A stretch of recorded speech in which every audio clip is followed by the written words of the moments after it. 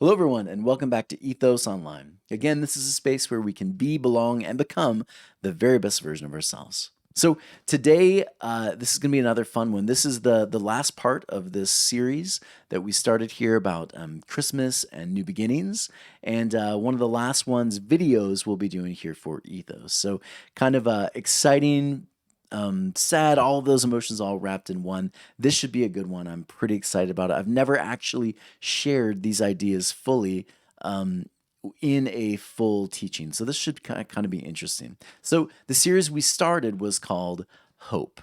And most of the time, again, this is post Christmas now. And we've done the unwrapping of the gifts. We've had a bunch of family over. We're about to step into the new year, just a couple days. And so we've had some time to kind of reflect. We've had time to think about, was all that busyness worth it or not? Did I get all the presents I wanted? All those kind of questions kind of surface. And do we still have family at home or not? All of that comes up. And so I want to get us back to that original narrative, though.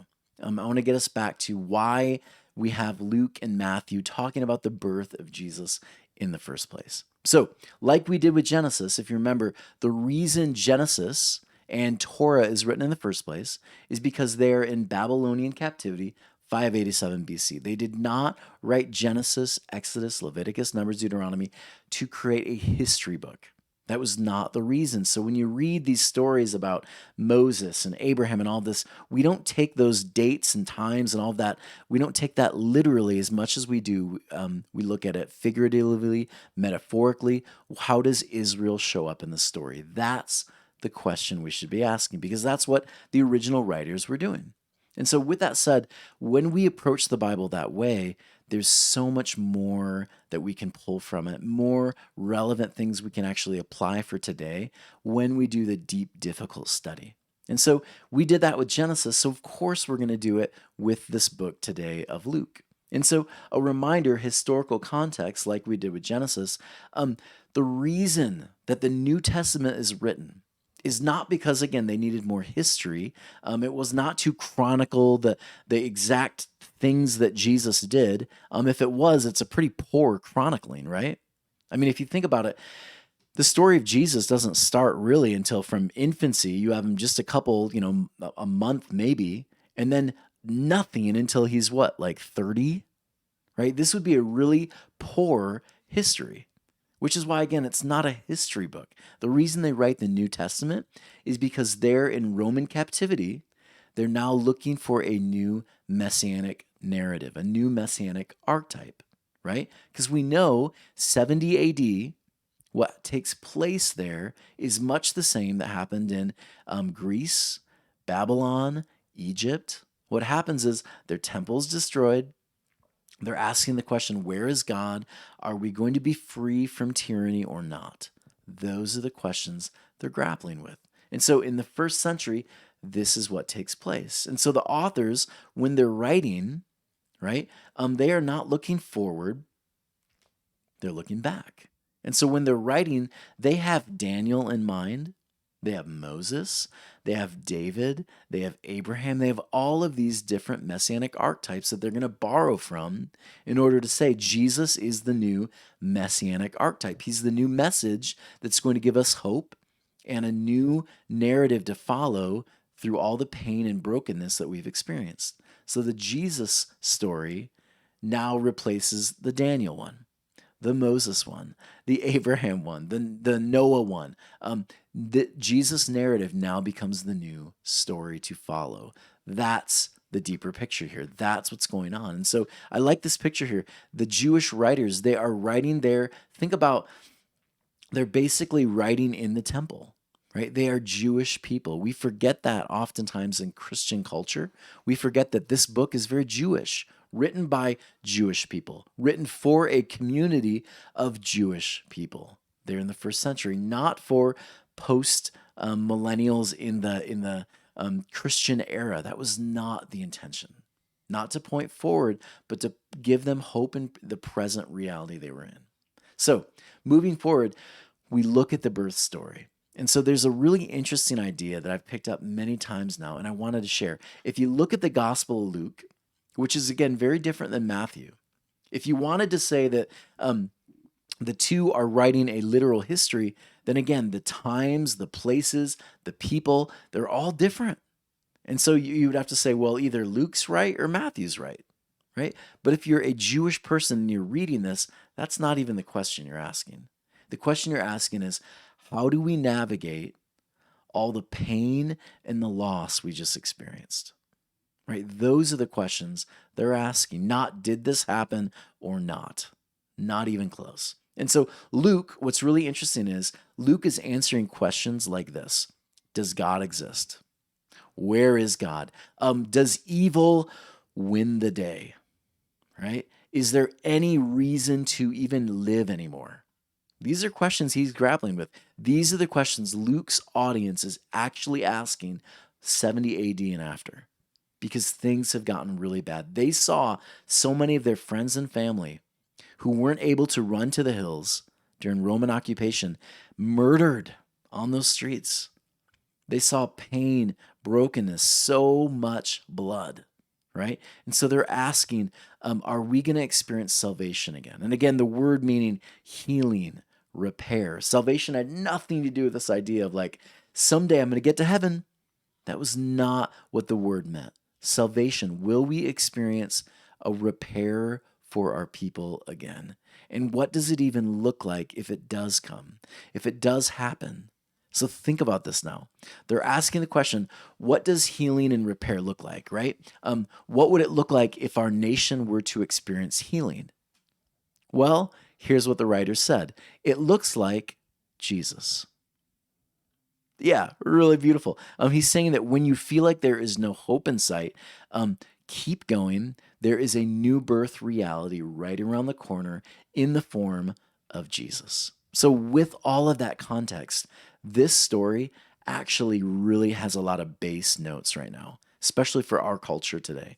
It has a lot of base, right? It's got a lot of beauty, a lot of depth. So, I'm going to read with you Luke chapter 1, and we're going to move through about 15 verses or so. So here we go. I'm going to read, and my voice is going a little bit, so kind of hold with me. Here we go. In the time of Herod, king of Judea, there was a priest named Zechariah who belonged to the priestly division of Abijah. His wife Elizabeth was also a descendant of Aaron. Both of them were righteous in the sight of God, observing all the Lord's commands and decrees blamelessly. But they were childless because Elizabeth was not able to conceive, and they were very old. This is already sounding familiar, right? Especially just after doing Genesis. Verse 8. Once, when Zechariah's divisions were on duty and he was serving as priest before God, he was chosen by lot, according to the custom of the priesthood, to go into the temple of the Lord and burn incense. And when the time for the burning of incense came, all of the assembled worshipers were praying outside. So it's kind of setting up the story, right? Then, again, as he's doing this priestly work, an angel of the Lord appears to him, standing at the right side of the altar of incense. When Zechariah saw him, he was startled and gripped with fear. But the angel said to him, "Do not be afraid, Zechariah. Your prayer has been heard. Your wife Elizabeth will bear you a son, and you are to call him John." Right? All of us know who this is referring to, right? John the Baptist, the one that is just before the birth of Jesus, right? He will be a joy and a delight to you, and many will rejoice because of his birth, for he will be great in the sight of the Lord. He is never to take wine or other fermented drink. He will be filled with the Holy Spirit even before he is born. Verse 16 through 18. He'll bring back many of the people of Israel to the Lord their God. And he will go on before the Lord in the spirit and the power of Elijah to turn the hearts of the parents to their children and the disobedient to the wisdom of the righteous, to make ready a people prepared for the Lord. Zechariah asked the angel, "How can I be sure of this? I am an old man and my wife is well along in years," right? How do you know I'm the one? Is this true? He's asking questions of it. 19 through 22. The angel said to him, "I am Gabriel. I stand in the presence of God, and I have been sent to speak to you and to tell you this good news." And now will be silent. Now you will be silent and not able to speak until that day happens, because you did not believe my words, which will come true at their appointed time. So basically, he removes his voice. Meanwhile, the people were waiting for Zechariah. They're wondering why he stayed so long in the temple. When he came out, he could not speak to them. They realized he had seen a vision in the temple, for he kept making signs to them, but remained unable to speak. When his time of service was completed, he returned home. After this, his wife Elizabeth became pregnant and for 5 months remained in seclusion. The Lord has done this for me, she said. In these days, he has shown his favor and taken away my disgrace among the people. So, the setup. Again, we have this visit from Gabriel to Elizabeth and then also Mary, right? Gabriel goes to Zechariah, shares this message, and then we have the same thing just verses after, just a verse after. Then you have the story of Mary having a very similar kind of experience. And so it's really interesting that the setup is intended to show two very different perspectives on how to receive a message. Yeah. So with that in mind, I'm going to go through and just show you some interesting points about what we read, and then show you some of the similarities and differences between how Zechariah responds and how Mary responds. Because here's the thing again, this is a story that is intended for a Jewish audience who just lost everything. Again, they're asking, where is God? Where is hope? Do we have a future left or not? Right? So they're receiving a message. How will you, Israel, how will you, Jewish people in the first century after your temple is destroyed, how will you receive the message of Jesus?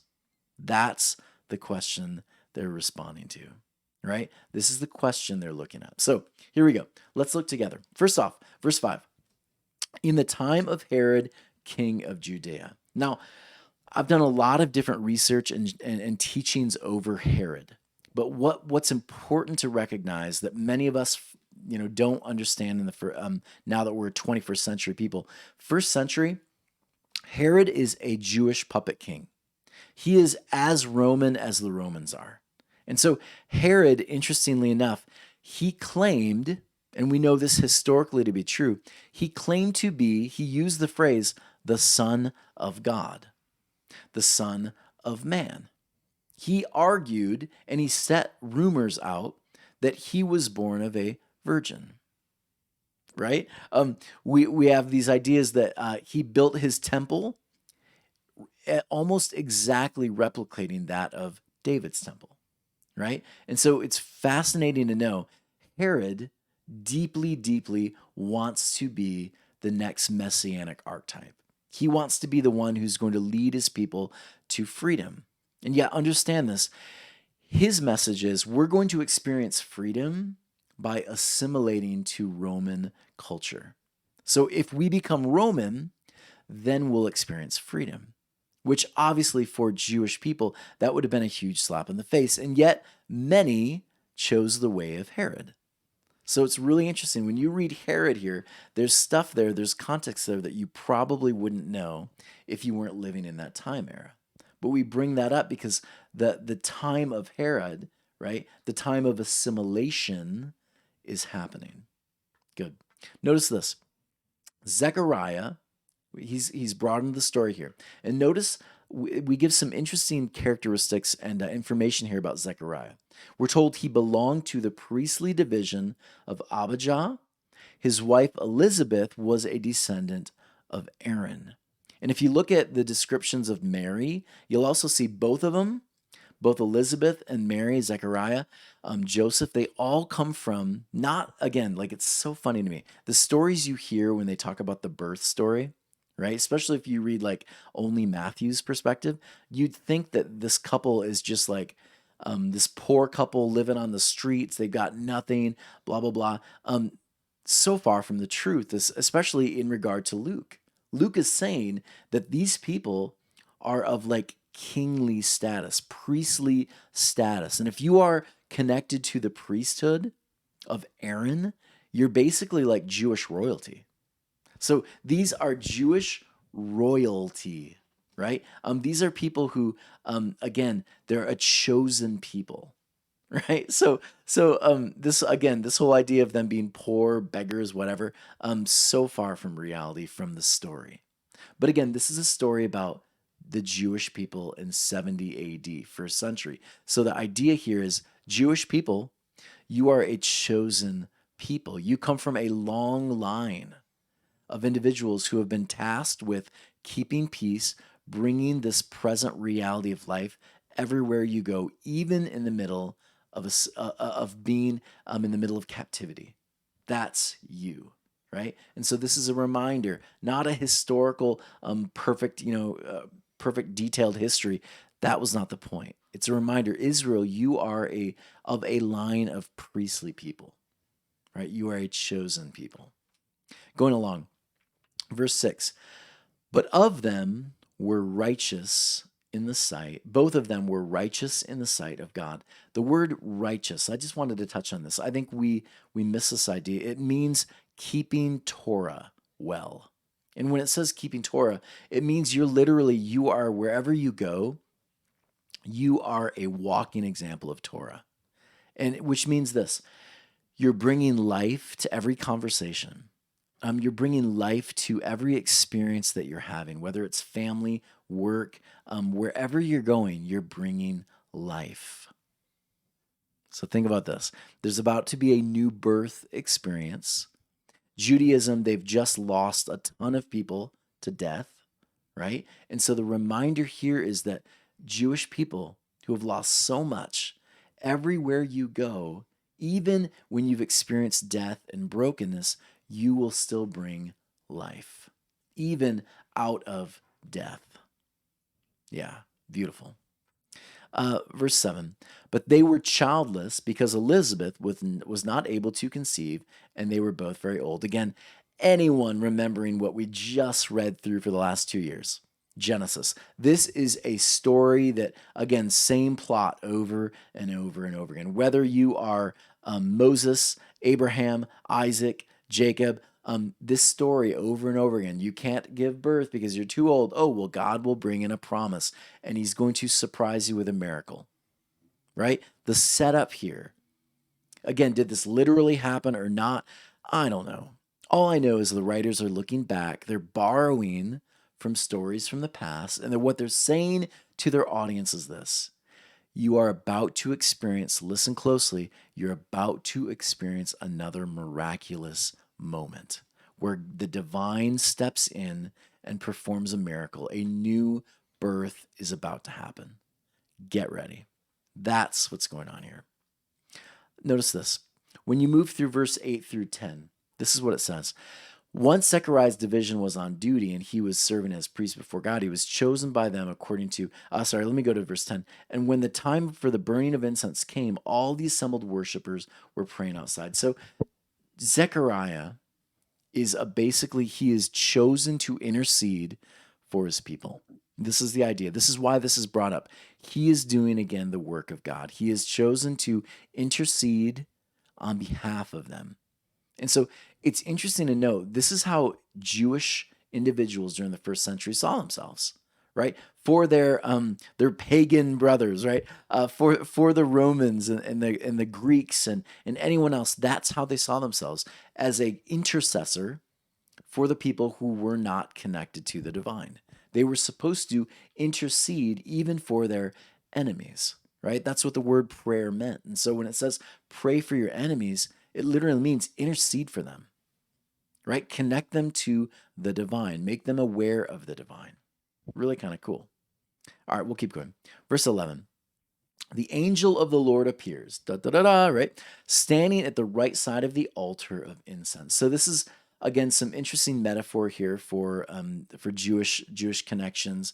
The idea here is that on the right side of power, right? So the angel is a deeply powerful one, which, again, we get these ideas of angels looking, with these interesting wings and the long white flowing robes. An angel was simply a messenger. So a messenger comes there, and the message is going to be a really powerful one. right? On the right side, meaning on behalf of God. It is going to be a deeply powerful, important message. This messenger brings a really important one. So when Zechariah saw this, notice this, he was startled and he was gripped with fear. Now, if you are a Jewish person and you're reading that, this would probably have surprised you because you were just told something interesting about Zechariah, right? He is a godly person, he is interceding for his people. And yet, if he's interceding for his people, yet he's scared of the divine, he's gripped with, it says, fear. Um, Maybe he's not as connected to the divine as he thought. Are you seeing it? Right? A first century Jewish person, first century Jewish nation, you are supposed to be deeply connected to the vine, right? Connected to the divine, and yet you're doing all the right things. Yet when the divine shows up, you aren't even aware of it. When the divine shows up, you're not even aware of it. You're scared, which again is the recap story of Moses with the burning bush. How long had the bush been burning there in the desert?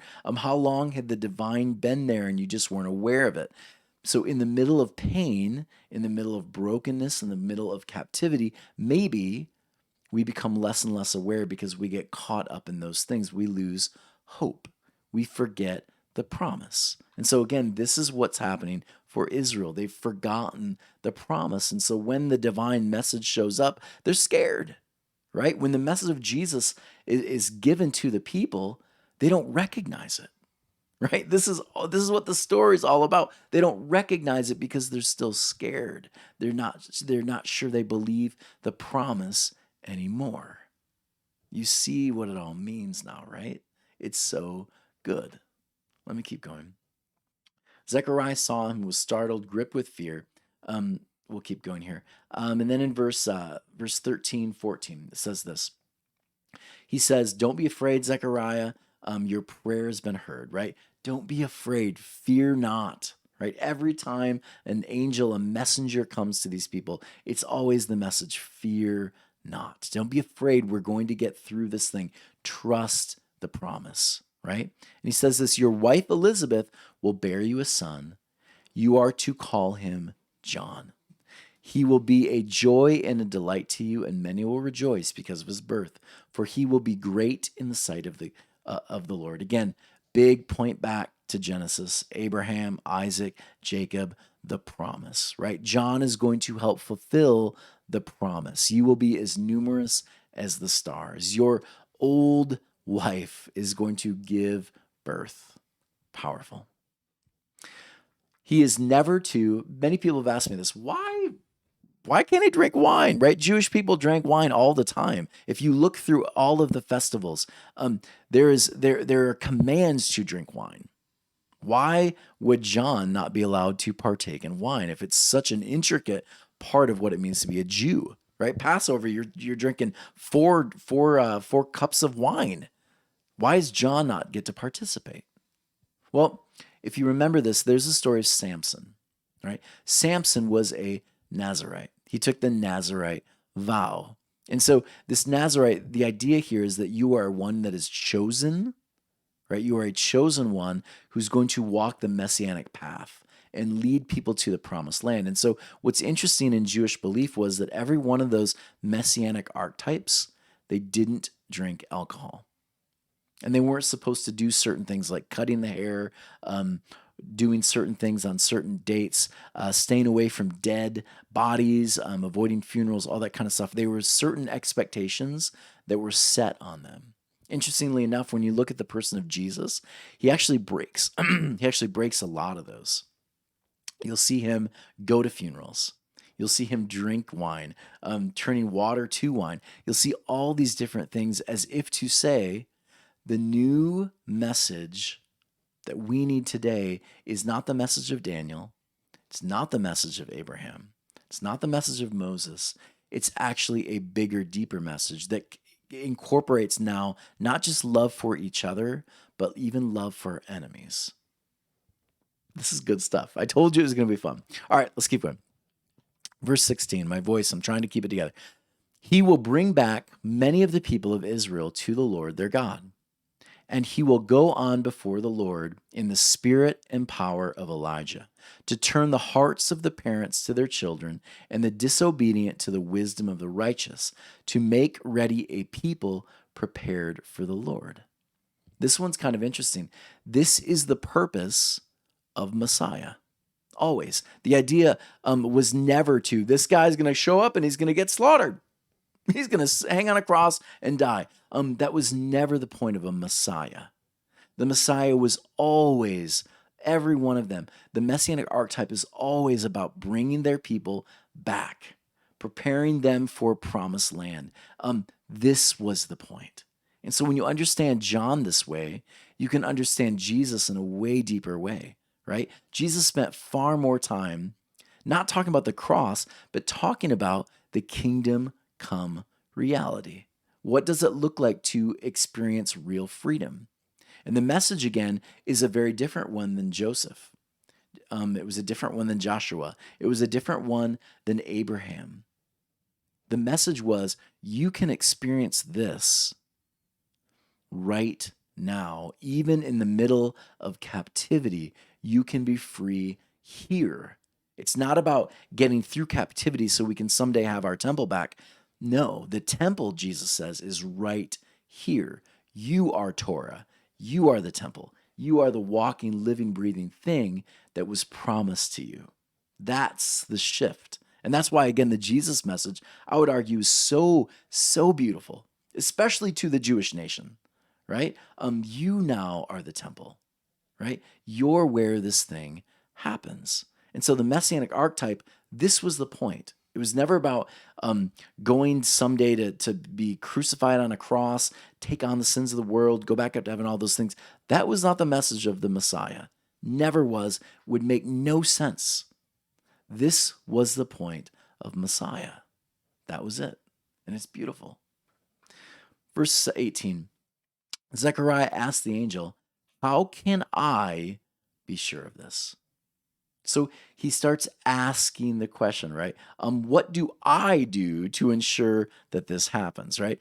How can I guarantee that my son is going to be given all this, right? It's like parents saying, which school should I send my kid to? Should I do breast milk, formula?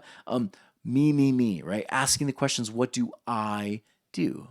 Which essentially is this: he is questioning the promise, right? Much like the Jewish nation did over and over again, right? Questioning the promise after the destruction of the temple. After this great loss, the question is God going to show up again or not? Are we going to be free again or not? Is all hope lost? Has God left us forever, right? Have we been deserted? That's the question. And he busts right in. He begins to doubt the promise. Verse 19, notice that the angel said to him, I am Gabriel. Now, again, the word Gabriel here is an important one. Gabriel shows up many times, and many people will take this very literally. There's a literal angel named Gabriel. He just kind of shows up at different moments in the plot line. That's one perspective. But the word Gabriel, it literally means a strength in the time of trial. Right? So think about how beautiful this is. In the middle of brokenness, in the middle of tribulation, there are messengers who will show up and they'll supply strength for people when they need it the most. There are many Gabriels, I would argue, right now.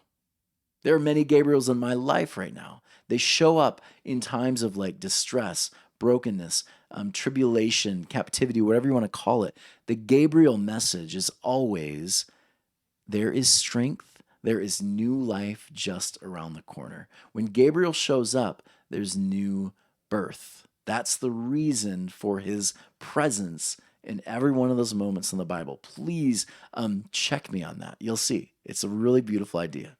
Let me keep going. Notice this. He says, I've been sent to speak to you all of this good news. There's a word that's had a lot of mileage. right? Good news. This over and over again. I've seen this.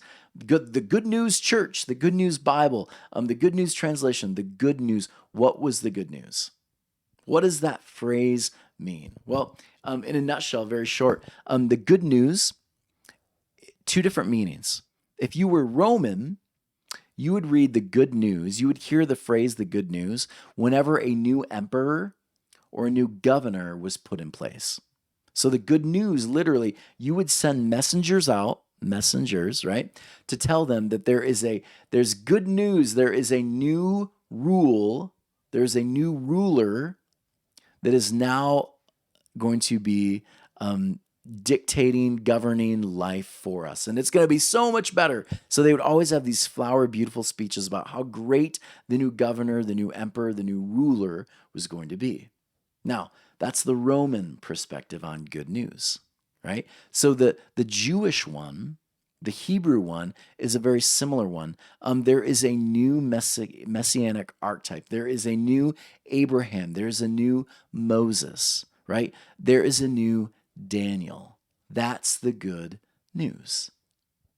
The good news was about there is a new era that's about to take place. That's the idea. Before them, in the first century, they were reading Daniel.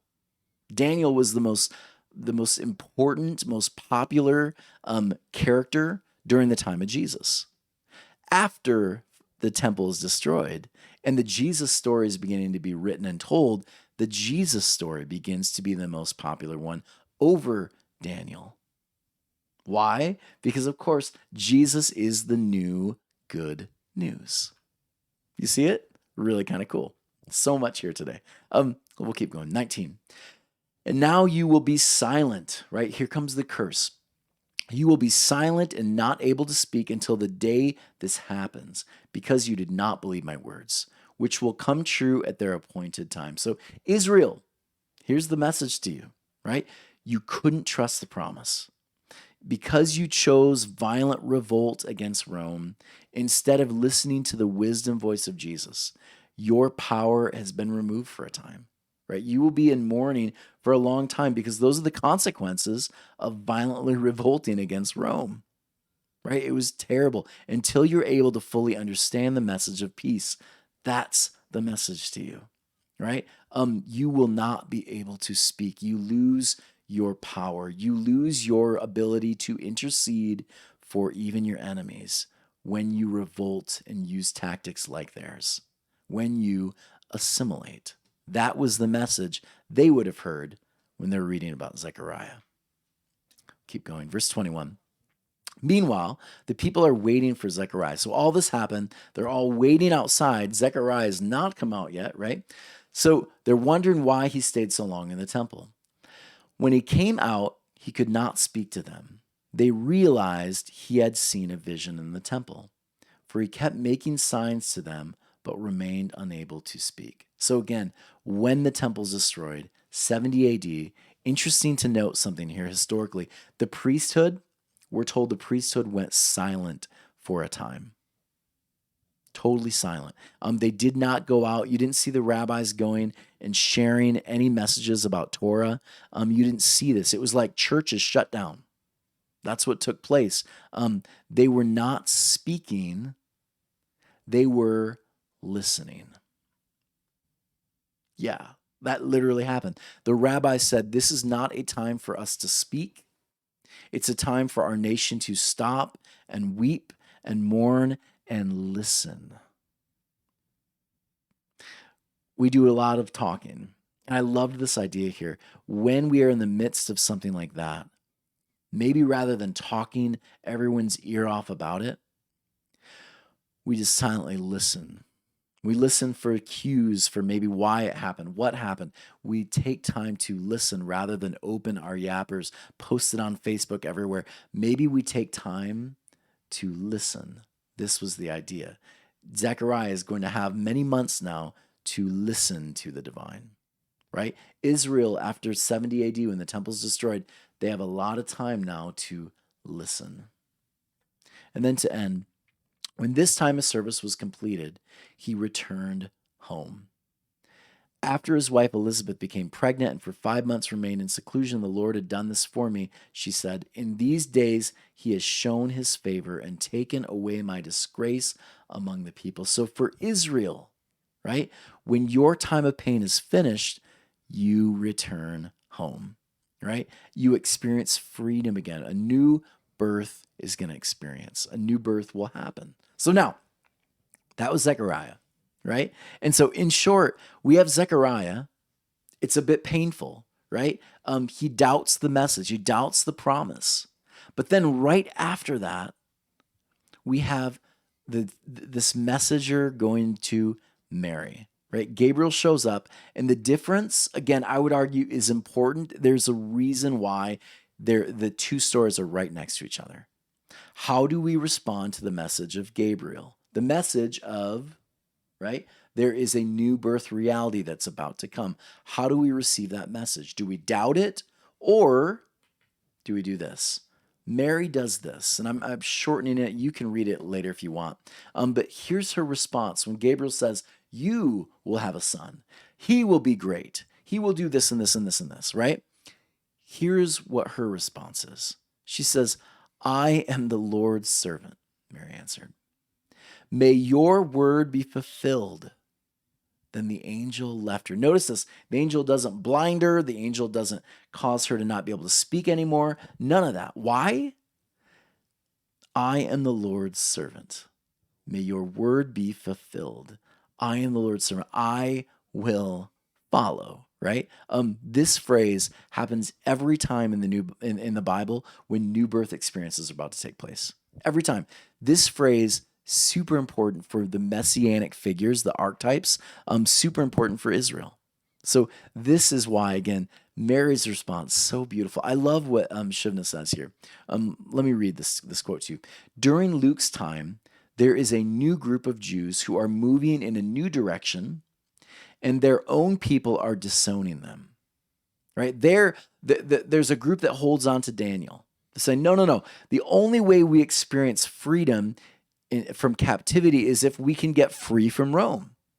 But there's this new group that says, no. Freedom, according to the Jesus message, happens here.